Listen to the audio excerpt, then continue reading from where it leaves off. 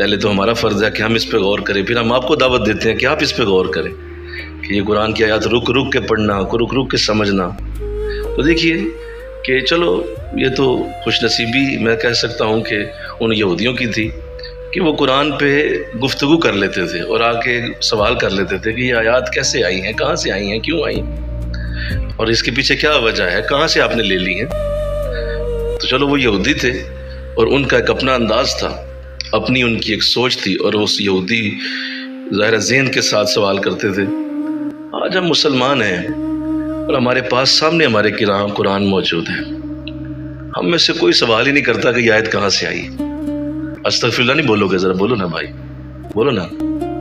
کوئی سوال نہیں کرتا، کسی کو کوئی پریشانی نہیں ہے، آئیاں نے تے آئیاں رہن، پئیاں نے تے پئیاں رہن، ہمیں اس سے کیا، ہمارے لیے تھوڑی آئی ہے۔ استغفراللہ۔ لہذا ہم مسلمان ہو کے اس پہ قطعاً ایک ہلکا سا بھی تصور نہیں ہے کہ آیات کیوں آئی ہیں اور اس کے پیچھے کیوں، وجہ کیا ہے، لاجک کیا ہے، یہ آیت کیوں اتری تھی۔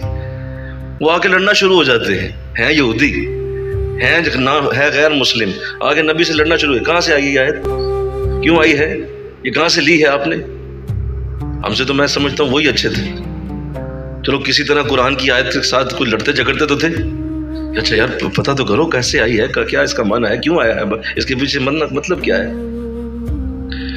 افسوس، صد افسوس، اس پہ جتنا بھی دکھ کیا جائے، جتنا بھی اس پہ رویا جائے، تڑپا جائے، چلایا جائے، ماتم کیا جائے، کم ہے کہ ہم مسلمان ہو کے ہمارے اندر یہ توفیق تقریباً ختم ہو چکی کہ کسی آیت کو پکڑ کے غور کریں کہ یار اس میں معاملہ کیا ہے، کیوں آیت ہی آئی تھی۔ پرواہ کرنا ہی چھوڑ دیا۔